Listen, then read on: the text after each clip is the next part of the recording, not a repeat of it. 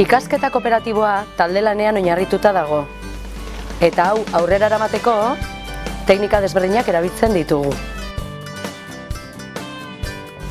Taldeko kide guztiak helburu hauek lortzearen arduradunak dira. Bakoitzak alduen guztia emanez. Karramarroak bierre ditu, bai, bitan. Arkatza erdira teknika, ikasketa kooperatiboaren teknika bat da. Teknika oso sinplea da, arkatzak erdian uzten dira eta hor galdera batzuk edo dituzte. Galdera horiek erantzuteko, adostu egin behar dute erantzuna eta adosten dutenean arkatza hartu eta denek erantzun berdin edo bete egiten dute. Ados nago, ados ere, guazen ostera, zer esan dezu, eta esalde guztia, mesedez.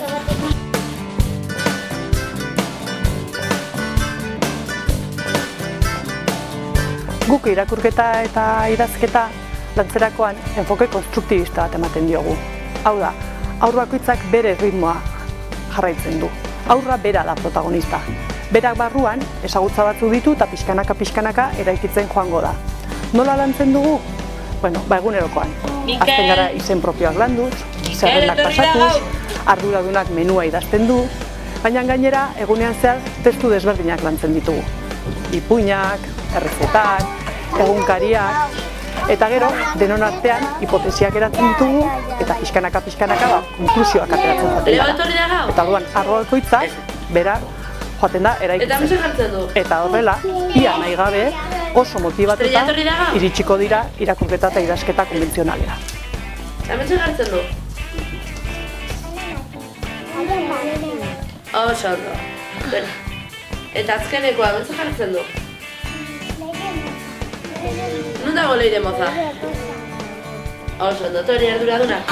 Zer entzuten dugu, nenengo? Ko! Zer gehiago? Kolakao!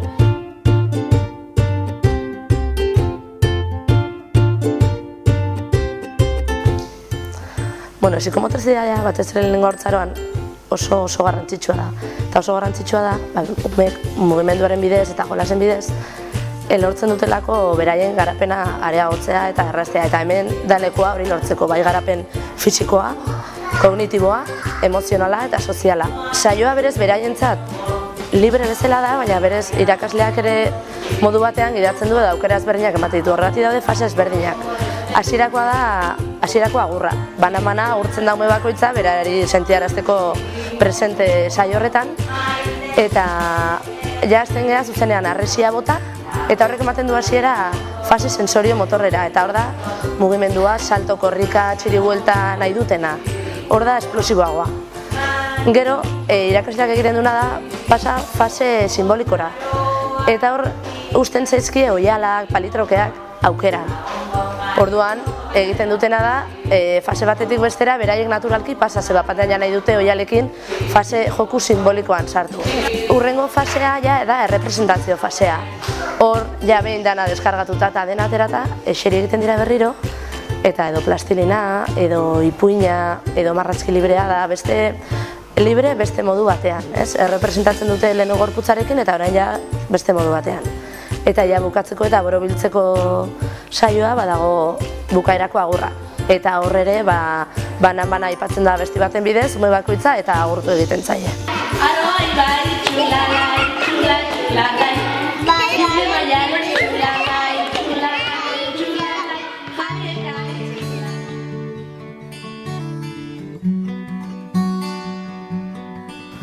Lasalle ikastetxeak baditu bere propioak diren programa batzuk. Programa hauek Lasalle ikastetxe guztietan lantzen direnak. Hemen gure ikastetxean 2 urtetik hasita 18 urte bitarte lantzen diran programa batzuk dira. Hoien artean, haurrezkuntzan Ulises programa lantzen dugu, Sormen eta Jara programa ere lantzen ditugu.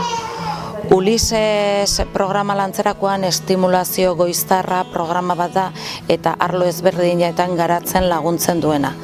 Neuronal sareak lantzen ditu, arlo psikomotorea eta arlo pertzeptibo kognitiboa lantzen du. Gero, Jara programan barnetasuna garatzeko programa bat da. Sentimentuak lantzen ditu, emozioak lantzen ditu, gogoetak lantzen ditu, erlajazioaren bidez eta zenbait ariketa desberdinen bidez.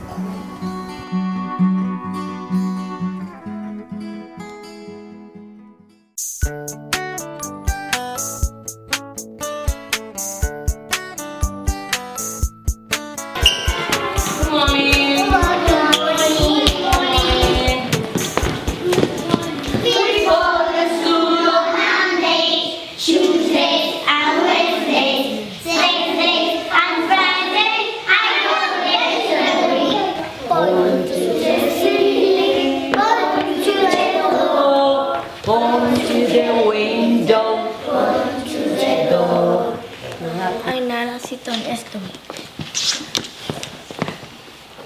Pero sí,